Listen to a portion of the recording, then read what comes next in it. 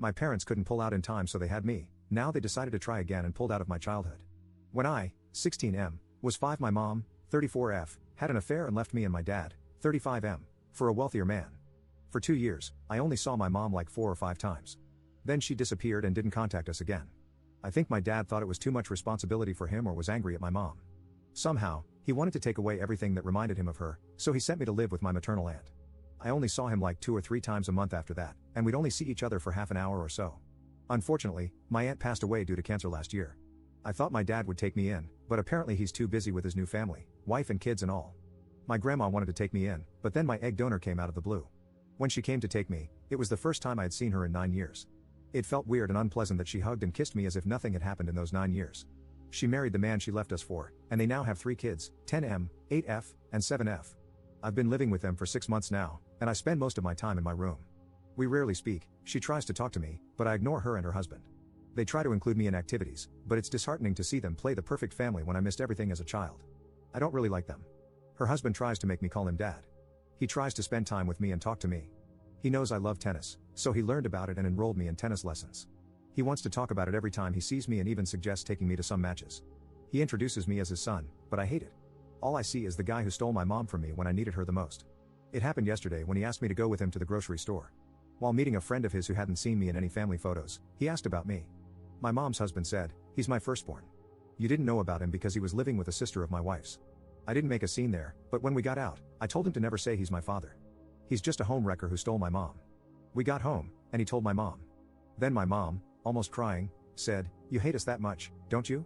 So I said, "Of course, you left me, and now you want to act like nothing happened by playing the happy family. To be honest, I can't wait to turn 18 and leave, and I'm not sure if I ever want to see you again." She started crying, and her husband comforted her. I just went to my room. They tried to talk to me, but I ignored them. I told a friend of mine about this, and he says I'm the one in the wrong.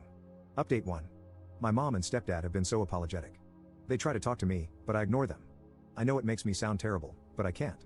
I've tried to look at them differently since I posted here for the first time, but I can't, and heaven knows I've tried.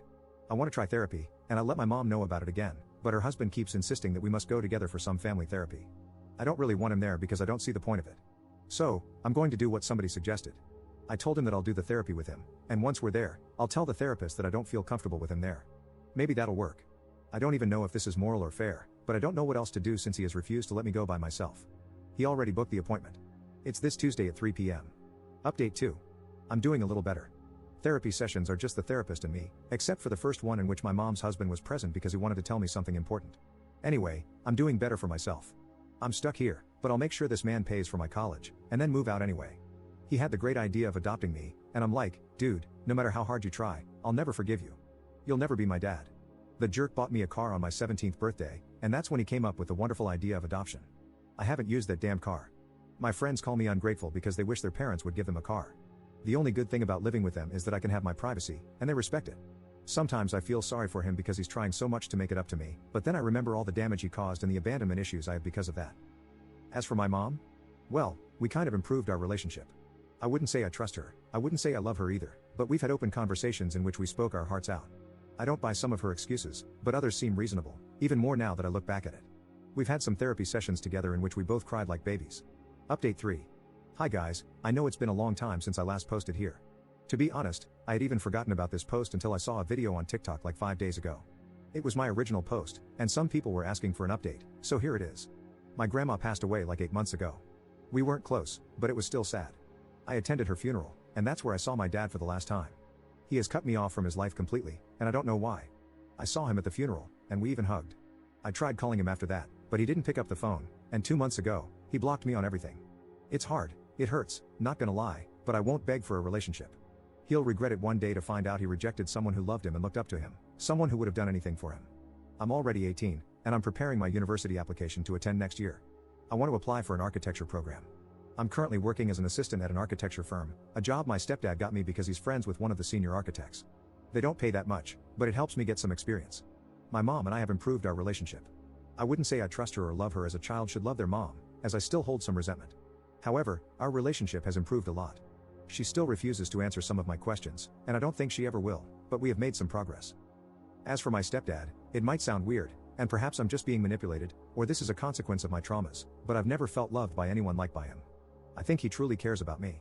He worries about my needs and insecurities.